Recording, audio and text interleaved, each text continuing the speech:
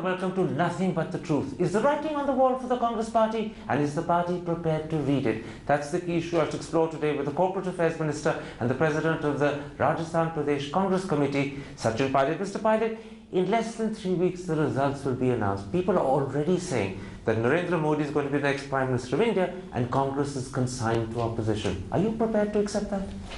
It is the same people who said in 2004 that the Congress won't form the government. The same people said in 2009 that we won't form the government again. And I think it's premature to judge the wisdom of the people. We must wait for polling day and for counting day. And I'm confident, Karan, that we'll be able to form the government. You really mean that you're confident, or is that just the brave thing a minister has to say? Not at all. I think if you look at the readings that I see from the people I've visited across my state and other parts of the country, it's so premature to say that the election is done and dusted because we still have a battle on our hands. It's a tough election. But the Congress Party, with what we've done in the last 10 years, I'm very confident. All right, let me put it differently. Would you accept that during this campaign, Narendra Modi has captured the attention and the imagination of the Indian people? Rahul Gandhi hasn't excited the same level of interest. Can you accept that at least? I think just the sheer abundance of resources being deployed in the media has created that so-called hype. But if you look at the... It's just hype? I think so. If, people have been saying there is a Modi wave, there's a Modi tsunami, but if you look at this country, which is so large, a few hours of television every day will not get you those 120 crore people to come and vote. You mean outside television and outside the front pages of newspapers, actually on the ground in the countryside, the atmosphere is different? You're really saying that, in fact, real India, rural India is not with Modi? Here are the facts. The BJP as a political party in about more than 10 to 12 states does not have a single member of parliament or an MLA. For a party that doesn't exist in so many states to say that things can change, and that's the point. No, I don't. See, you can get some votes, but is it enough for them to get MPs elected in states like Andhra Pradesh, Tamil Nadu? The polls are predicting 275 for NDA, a majority on its own. The BJP is coming in at 226. Do you know where Congress comes in according to the polls? Just 92. Every poll that has happened in the last 6 months or a year, I think has something to be said about it, because the same pollsters predicted a loss for the government of UP. So you're saying to me, TV is wrong, the papers are wrong, the polls are wrong, the mood in Delhi, Bombay, Calcutta that suggests Modi is sweeping, all of that is wrong? I'm not saying everything is wrong. All I'm saying is to predict that the UP will not form a government today is very premature. I think the kind of campaign we've had, the kinds of programs we've launched in the last 10 years have been received very well. And if you look at the national picture there are 40 political parties in parliament. All right. So why is everybody writing off everybody else except one party and one leader? Let me approach this one other different way. Do you believe the people of India see Rahul Gandhi as a match for Narendra Modi? Do they see them as equals? Or do they see Rahul Gandhi as inexperienced, junior and young? What you're trying to do is pit one against the other. This is not a The nation is pitting them one against the other. No, I think it is the media which is forcing this kind of a clash, because it is a fight between two ideologies, two parties and two coalitions. It is not about one individual. It is also a fight against I believe if you ask the real BJP worker or leader today, it is not a BJP government. Everybody is pushing for a Modi government. Everybody in the That's BJP... also true of any government that Rahul Gandhi forms. It will be a Rahul Gandhi government, not a Congress government. That's not just nomenclature. But what I'm saying is the BJP... It's nomenclature for the BJP BJP as a political party does not exist anymore because it is one individual. The BJP leadership, the BJP ideology is all gone to the wayside. It's only one person. Come back to my question. Does the country see Rahul Gandhi and Narendra Modi as equals, or does it see Rahul Gandhi as inexperienced and junior? I see the Congress party as a much larger, potent political force to deliver good for the country. You mean Rahul Gandhi is irrelevant to the Congress party? Rahul Gandhi ji is the vice president of the Congress party. Now, how can he be relevant if he's the vice president? What I'm saying is, but what about the comparison with Narendra Modi? Elections in this country are not a popularity contest.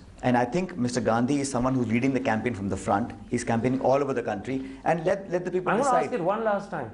How does the country view, in your eyes, the contrast and competition between Narendra Modi and Rahul Gandhi? Does it see Rahul Gandhi as inexperienced? He's much more inclusive. He's much more inclusive. He's much more of a team leader. He is not a chest-thumping, self-promoting leader who just wants anything but the chair for himself. And I think people of India see through that it is not a Modi versus Rahul contest. It is a Congress versus BJP and a UPA versus others. All right. Let's see it is Congress versus BJP rather than Rahul versus Modi. But the truth of the matter is that many of your supporters today are deeply disheartened. And the reason they're disheartened is they say Congress hasn't put up the best fight it could, either against BJP or Narendra Modi. It could have done better, but it hasn't. How do you respond to that sense of disillusionment and disappointment amongst your own supporters? I don't know where you get this information from, but the Congress party has put up its best candidates. We've had a very, very well thought out campaign, and we have actually, as a political party, panned out. It is not a one-person agenda for the Congress party. We're fighting on ideology, programs, our policies, and what we delivered last 10 years. Let me tell you, for three separate reasons why people think, why your own supporters think you haven't put up the best fight against Modi. First, they say... Which are these supporters? Congress people that you talk to in Delhi, in Bombay, in Calcutta, in Madras, in the countryside. This is an impression that they're giving that you could have put up a better fight. Let me give you the three reasons why they think you haven't put up a good fight. First, they say, when the BJP announced Narendra Modi as prime ministerial candidate, you didn't follow suit. Thus, you created A, a vacuum, and B, you suggested to the country Rahul wasn't up to the challenge. They say it's like accepting defeat before the battle even began. It's a matter of policy. The Congress party and this country has never had a PM candidate declared much before elections happen, because people don't elect an individual, they elect the party. You know, in and Punjab, the party you wins. declare the CM candidate in advance. That's a state. I'm talking about India. In India, you elect the political party and the MPs sit and elect the member of parliament who will become the prime minister of India. But it was a changed and different environment in 2014. Once Modi Can you change the constitution? They say, are you changing the constitution of India? It's not a question of the constitution. Okay, let me ask you a question. Is India a parliamentary democracy or not? Is India a presidential election? Australia, Canada, parliamentary democracy or not? Don't they declare parliamentary candidates in advance? Are we living in England, Australia? Don't you believe that the people of the country have a right to know who the PM will be? People know the system that we followed for 65 years. You want to change it just because BJP has done something, you want every party in India to do it. But once the BJP did it, the challenge was thrown and you ducked it. That's the problem. It is not a challenge. It is the kind of egoistic self-projection that Mr. Modi has been forcing the BJP to do for himself. Right. It is not something the Congress party buys into. Let me give you a second reason why people think you haven't fought the toughest battle against Narendra Modi. For 2 years, Mr. Modi has been talking about how the Gujarat model is the right model for India, and you didn't debunk it. You didn't use whatever facts you had to puncture that myth. Today, you've begun doing it, but it's too late. Now, it's ingrained in people that the Gujarat model is a solution, yet you could have countered this more effectively and you didn't. I think the best way to answer this question will be the number of MPs who get elected on the Congress ticket in Gujarat. Last 3 elections, we have had a very handsome performance in Gujarat for all Congress Look MPs. At the number of MLAs that got elected in Gujarat you in look 2012. At we are looking at now national elections, so you keep shifting the focus as you like it. I'm saying to you, Gujarat, we're putting a formidable fight in all 26 seats. We won 12 last time. We're going to do even better this time. The polls are predicting you can talk about the polls or talk about what I believe. You can give any poll, exit poll, opinion poll, that's your business. So I'm giving you my view as a congressman. You're saying the answer to not putting up a decent fight against the Gujarat model will be the outcome first of all, I disagree with you that we haven't put up a decent fight. We are putting up a very good fight. Numbers are there for people to see. But the amount of money that Mr. Modi and BJP have put into the advertisements and the media, and social media, electronic media and print media is unmatched. That's their good fortune. Well, that's the resource mobilization. And the reason you don't have money is because you've been a government that has disappointed people. That is because Mr. Modi and his party, Mr. Modi and the BJP are batting for a select industrialist who are putting all the money into the campaign, which is not what the Congress party has ever done. That is the reason why we don't have the kind of president that you think we should have had. Let me give you the third reason why people think you haven't put up a good fight against Mr. Modi and the BJP. Why do you keep saying that? I am saying to let the results declare whether we had a good fight or not. Why are you saying we haven't even, the polling hasn't happened in half the country. The results will come out. I'm giving you a chance to answer the concerns of people who are actually Congress supporters and are disappointed by the sort of fight you put up. And they say a third reason why they're disappointed is because both the Prime Minister and Sonia Gandhi have failed to communicate, and therefore they failed to convince the country of the good work this government has actually done. You could have convinced them if you communicated, but your silence meant that people have been left in doubt, and that doubt is now being held against you. I think the marketing of our schemes, the kind of projections that we should have had for our successes that we've had in the last few years have gone understated for many reasons, not because Mrs. Gandhi didn't speak out about it. It's for many reasons. Would you accept that was a lapse of judgment? Not at all, not at all. There is no lapse of judgment. We have done the best that we could in running the government and putting our views across. And by the way, by putting up people like Captain Amrinder Singh against Mr. Jaitley, by putting up strong people against people like Mr. Rajnath Singh, you're saying we haven't put up a good fight? I'll come to who you're putting up and what sort of message is going across. I'll come to that in one second. Let me first quote you Prithviraj Chavan, the Chief Minister of Maharashtra, who said on Thursday, it would have been useful for Prime Minister Manmohan Singh to communicate more often. Dr. Singh speaking would have definitely made a difference in making people understand policies. And then he says, it was an error or judgment on his part, an error of judgment on his part. That is Mr. Chavan's view. It is not my He's view. a chief minister. So he's a very senior member of the party. Why is he not allowed to have his free opinion? So this is what I'm saying to you. He has a view. There is a senior congressman who says that the party should have and didn't communicate, and that's one reason why you're not putting up a good fight. I think we're going in circles. First of all, we are not putting up a good fight, is your view, not my view. I think we're putting a formidable fight, and that's why we'll win. Second point is that we've communicated to the best of our capacities, but we do not have the kind of thousands of crores that Mr. Modi has at his disposal, which is the difference in the time space and in the print space that we get in the media. Let me give you a concrete example of where the sort of candidate you put up, and you were talking about candidates a moment ago, is actually disappointing and has led people to believe you could have put up a much better candidate. And that example comes from Varanasi. People believe that the Congress should have made every effort to put up a single united candidate against Mr. Modi. You put up a weak MLA, Ajay Rai. BSP, SP and Aam Aadmi are putting up their own people. As a result, instead of reducing the opportunity for Mr. Modi to win, you actually made it easier. You've reduced the risks he faces instead. That's the problem with the choice. It's funny how you don't see what the BJP is doing. If the BJP has, as you call it, a Modi wave, why is it that the senior BJP leaders are looking for safe seats to contest from? And why is Mr. Modi fighting from 2 seats? If he's so happy, because he wants to galvanize UP. Because he wants to create a mood and atmosphere. Why is he fighting from Gujarat then? This is why. Why is he fighting from Gujarat also? This is why I'm going to come to the choice of candidate. Do you know what you said when Mr. Modi first announced he's going to stand from Varanasi? Your party said we will put up a formidable candidate. Had you put up Priyanka Gandhi, you would have galvanized Varanasi. More importantly, you would have curtailed Mr. Modi's nationwide campaign. You would have won on both counts. But why are you assuming that the MLA who's contesting against him is not formidable? Because he came third in 2009. You watch the number of votes he gets now. Man, not yours. You watch the number of votes he gets this time. It is the campaign of the party, not individuals, first of all. And who we put up is, according to our judgment, the best candidate. You may have a different view. It doesn't mean the Congress party has to follow it. Let me give you a critical example why you've lost out by not putting Priyanka Gandhi up in Varanasi. In the last couple as far as you're concerned, we have lost out. We haven't put a good candidate, and we have a very poor campaign. And I disagree with all those points. Let me finish. In the last couple of days when Priyanka Gandhi has begun to speak out, it's transformed in the media into a Priyanka Gandhi versus Narendra Modi campaign. Had she been your candidate in Varanasi, she would have changed the political environment and atmosphere hugely to your advantage. That's what you've lost out by not making her your candidate. The whole of UP would have been mesmerized. Congress's voice would have been heard. Priyanka would have been the cutting edge. And Modi is this interview about asking questions, and you're going to give me time to speak? Of course. And you let me finish this time around. I think it is not your job to make this A versus B. And that's not how these elections are fought. We fight these elections on policies, manifestos and programs. It's your supporters. Again, you're not letting me finish. And who are these supporters? I want you to name these 5 supporters that you talk to. You make up things in your own head and then say, your supporters are saying this. I work in my party. I'm a congressman. I know what my people feel. We have put up the best candidates. First of all, let me finish this time around. Go ahead. You suggest it should be Rahul versus Modi. No, it should be Priyanka versus Modi. Is this a boxing match? This is the election for the country of India. We are fighting this election on issues. Just because you on television show one person giving speeches morning to night, it doesn't mean that the Congress party has to follow suit. Miss Priyanka Gandhi will do exactly what the party and she wants to do. Not because you suggested something. Even now, when you haven't put up Priyanka Gandhi in Varanasi, you can still make the going very difficult for Mr. Modi, provided you withdraw Ajay Rai and provided you persuade BSP and SP to withdraw their candidates. And if everyone were to support Kejriwal against Modi, he'd suddenly have a run for his money. You have an opportunity still to make things difficult. We are fighting this election to win. We are not fighting to collude with one another to defeat one or the other. We're fighting against SP, BSP and the BJP. So please remove this from your head that we are going to collude with BSP and SP to make life difficult. It is, that's what you're saying.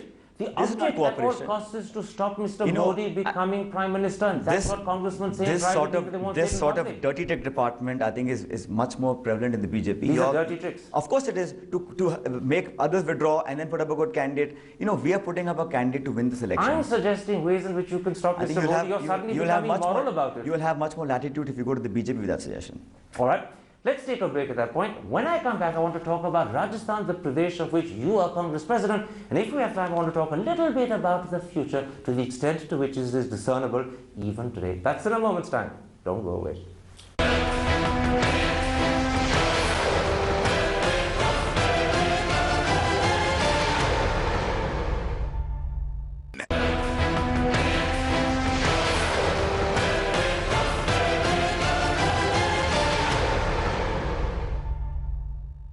Welcome back to Nothing But the Truth with Sachin Pilot. Mr. Pilot, let's come to Rajasthan. You're the president of the Rajasthan Pradesh Congress Committee. In December 2013, just 4 months ago, the BJP won 163 out of 200 seats. That's 81%.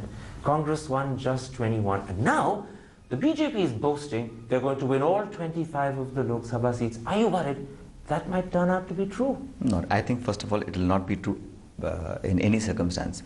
But it's true that we lost the assembly elections very badly, and I was given the charge to head the Congress party in Rajasthan about 6 weeks before the Lok Sabha elections. So we've done our best, and I can tell you that no matter what the BJP might claim, we will put up a very good performance in Rajasthan. How many seats do you think you're like to it? Can you win even 5?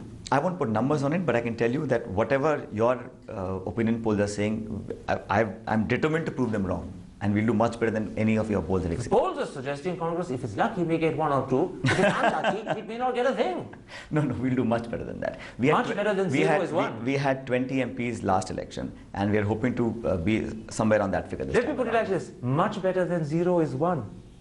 No, I think you're taking it in absolute terms. What I'm saying is that whatever you're predicting across India, and especially in Rajasthan, we've had election in 2 phases, and we've had a good campaign. We had very good new younger candidates. So you are really genuinely confident? I'm confident all over India, and especially because Rajasthan of the Rajasthan Pradesh Congress I president. am the party president, and I think we had a formidable campaign, and I'm hopeful that we'll touch the figure that we had last time around, somewhere close to that. 20 was last time around. You're going to get to 20 again? We're attempting to get at least that much. Come on, no one's going to believe that.